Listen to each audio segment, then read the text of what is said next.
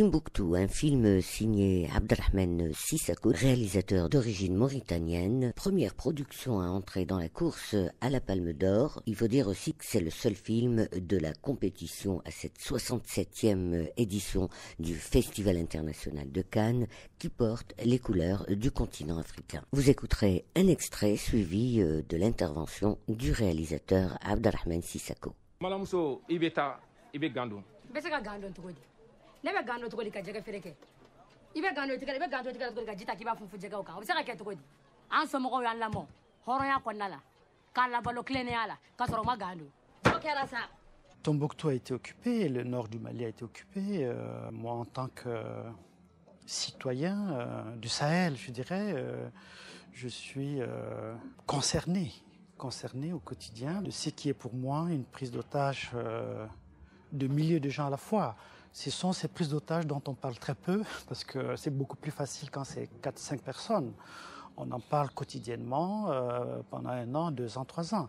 Mais quand une ville et quand une foi aussi, parce que c'est l'islam aussi qui est pris en otage, donc Tombouctou pour moi c'était et c'est toujours une ville de tolérance, une ville d'échange, prise en otage. Et donc j'ai senti et je sens toujours que, en tant qu'artiste, en tant que citoyen, c'est mon rôle d'attirer l'attention sur une telle situation.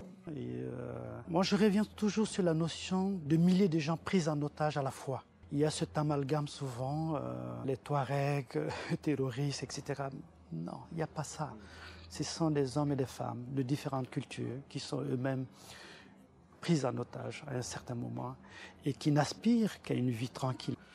La lapidation de ce couple d'Aguelok, qui est une petite ville au nord du Mali, qui n'intéresse personne, c'est ça le problème. Quand une histoire se passe dans une capitale médiatisée, on s'y intéresse. Quand c'est loin, et c'est ça qui est terrible, quand c'est loin, on n'en parle presque pas. Et cet événement qui s'est passé fin 2012 est passé inaperçu. Et pour moi, c'était triste qu'on soit dans un monde si indifférent parfois à la souffrance des gens. Aujourd'hui, ça a été possible à Aguelok, mais demain, ça peut être possible ailleurs aussi. Et donc, c'est important d'être révolté. Et nous qui sommes vivants et qui avons la possibilité, la capacité de témoigner, de rendre compte, on n'imagine pas véritablement ce que les gens vivent. Lorsqu'on fait un film, que le film est déjà fait, il y a une tendance à montrer le cinéaste comme un héros.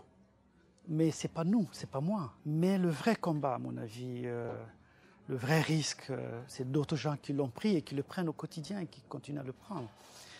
Et j'ai le sentiment que je fais partie quand même. Pas seul, avec tous ceux qui ont pu aussi rendre un tel film possible. Traiter un sujet comme ça, en ce moment précis, sans un soutien réel de l'État, mais qui va beaucoup plus loin, pour montrer que c'est important, que c'est possible, ça n'a pas de prix. Je pense à toutes celles et à tous ceux qui m'ont aidé. Et ils sont nombreux et je pense aussi à ces jeunes filles du Nigeria. Lors de la montée des marches, Abderrahmane Sissako était accompagné de tous les acteurs qui ont interprété des rôles dans Timbuktu. Nous avons pu apercevoir parmi eux Fatoumata Diawara, la chanteuse malienne qui a rassemblé en 2012, en janvier d'ailleurs, une quarantaine de chanteurs pour interpréter Maliko, la paix au Mali. C'était Nelly Mansour Sadouni pour Alger 3.